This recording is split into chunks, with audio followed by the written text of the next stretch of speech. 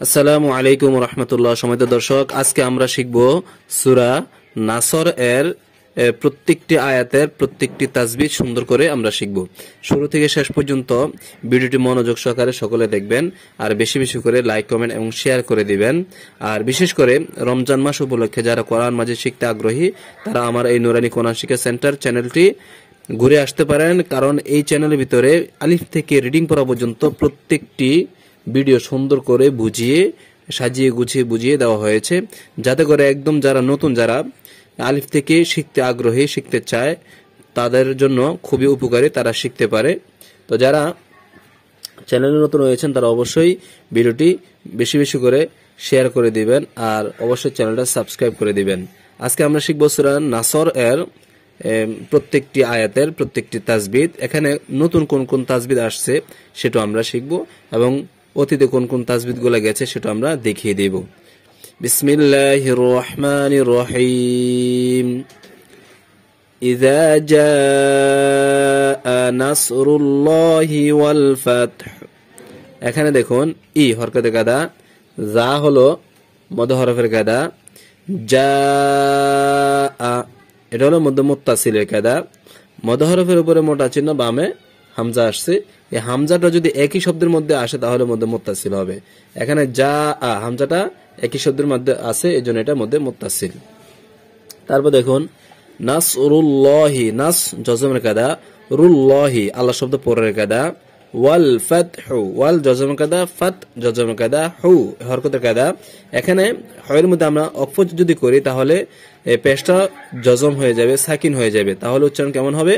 ওয়াল ফাতহু। এখানে যদি আমরা অক্ফ করি তাহলে উচ্চারণটা হবে ওয়াল ফাতহু, ওয়াল ফাতহু।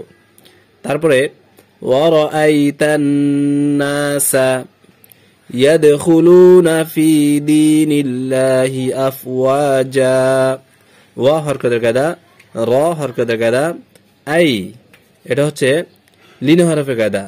জবরের বামের জজমলা ইয়া লিন হরফ, লিন হরফ হইলে ডান দিকের হরকতের সঙ্গে তাড়াতাড়ি পড়তে হয়।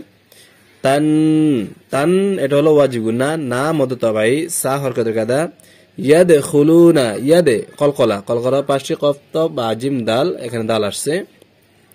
খুলুনা খু হরকতের কায়দা, লু মদ তবাই, না হরকতের কায়দা, ফি মদ তবাই, দি মদ তবাই, নিল্লাহি আল্লাহ শব্দ বারিক হয়ে গেদা। আল্লাহ শব্দ ডান দিকে যদি জের থাকে তখন আল্লাহ শব্দ লামটাকে বারিক করে পড়তে হয়, যেমন নিল্লাহি। আর এখানে গেছে এই যে নাসরুল্লাহি, এটা হলো আল্লাহ শব্দ পরের কায়দা। আল্লাহ শব্দ ডান দিকে জবর অথবা পেশ থাকলে পর করে পড়তে হয়, যেমন নাসরুল্লাহি। আর এটা হচ্ছে ফি দীনিল্লাহি, একটা ল একটা লা। তারপরে আফওয়াজা, আফ জজমের কায়দা, ওয়া মদ হরফের কায়দা। তারপরে যা, এটাকে মধ্যে আওয়াজ বলে, এখানে এক আলিফ টেনে পড়তে হবে। দুই জবরের মধ্যে অক্ফ করলে এক আলিফ টেনে পড়তে হয়, আর এটাকে মধ্যে আওয়াজ বলা হয়। তারপর দেখুন ফাসাব্বিহ বিহামদি, ফা হরকত সাব্বি হরকত তাসদীর কায়দা, ফা হরকতের কায়দা, সাব্বি তাসদীর কায়দা। আর বিহ এটা হলো জজমের কায়দা, বি হরকতের কায়দা, হাম এটা হলো মিম সাইনে ইসার। মিম সাইনের পরে যদি বা মিম ব্যতীত অন্য যে কোনো হরফ আসে তখন এটাকে মিম সাইনে ইসার বলা হয়, স্পষ্ট করে পড়তে হবে।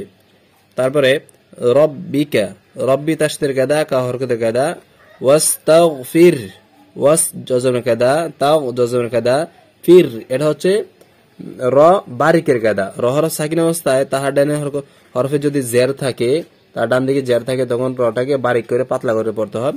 ফির হু এটা হরকতের কায়দা, অক্ফ হলে সাকিন হয়ে যাবে, গোল তা গোল হা অক্ফ হলে সাকিন হয়ে যায়, ঠিক আছে।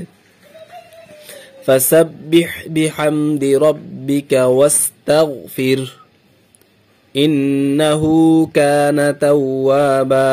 ইন্না ওয়াজিব গুন্না, হু মদ তবাই, কানা মদ তবাই, কা মদ তবাই, না হরকতের কায়দা, তাওয়াবা, তাওয়া তাসদীর কায়দা, ওয়াও মদ হরফের কায়দা, বা এটা হলো মধ্যে আওয়াজ। এখানে দেখুন আফওয়াজা, কানা তাওয়াবা, যা আর বা একই কায়দা, এটাকে মধ্যে আওয়াজ বলা হয়।